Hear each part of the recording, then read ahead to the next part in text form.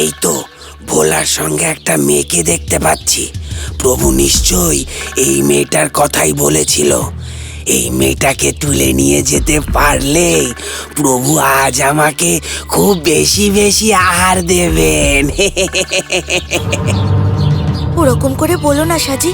মানুষ হয়ে যদি মানুষের পাশে দাঁড়াতেই না পারি, তাহলে আর আমরা মানুষ হলাম কেন? মহাদেব কাকার অনেকটা টাকা লোকসান হয়ে যাবে মাছগুলো নষ্ট হলে। মানুষটা চোখের জল ফেলছে পুকুর পাড়ে বসে। সেই না হয় বুঝলাম ভোলা, কিন্তু আমি এই ব্যাপারে তোমাকে কিভাবে সাহায্য করব একটু বলবে? আরে তোমার জন্মদিনে যে বাজি ফেটেছিল, তার থেকে অনেক বাজি বেঁচে গেছিল, মনে আছে তোমার? হ্যাঁ, কিন্তু সেগুলো দিয়ে তুমি কি করবে?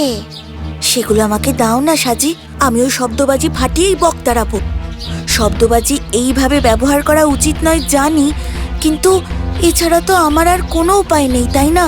কিন্তু সে বাজি কোথায় আছে, আদৌ আছে কিনা তা তো আগে দেখতে হবে।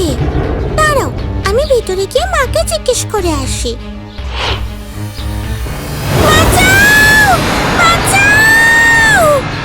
আরে সাজি! সাজি, সাজি, সাজি, সাজি! এ কি হলো? এই ভোলা, সত্যি করে বল তুই কি করেছিস? আমি কি করব? আমি তো সাজির কাছে এসেছিলাম একটা দরকারে। এই বক যে কোথা থেকে এলো কে জানে।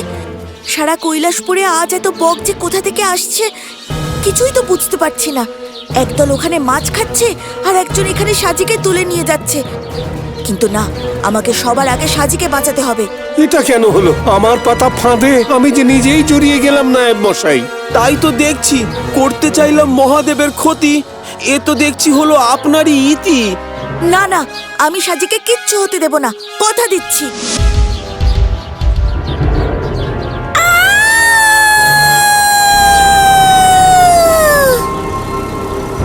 ওরে বাবা, এই কর্দভ খক্কসটাকে দিয়ে দেখছি কোনো কাজ হবে না। তুলে আনতে বললাম ভোলার সঙ্গে থাকে যে মেয়ে, সেই বকুলকে, আর তুলে আনছে জমিদারের মেয়েকে।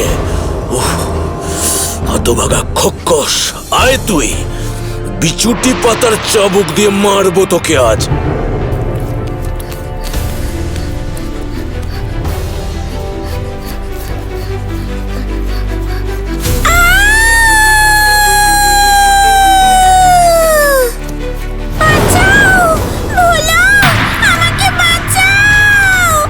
সাজি, তুমি চিন্তা করো না, আমি আসছি।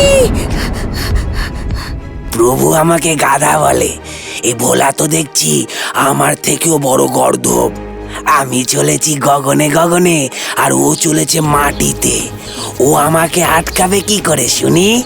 ভোলা রে, তোকে আজ আসতেই হবে আমার প্রভুর ডেরায়।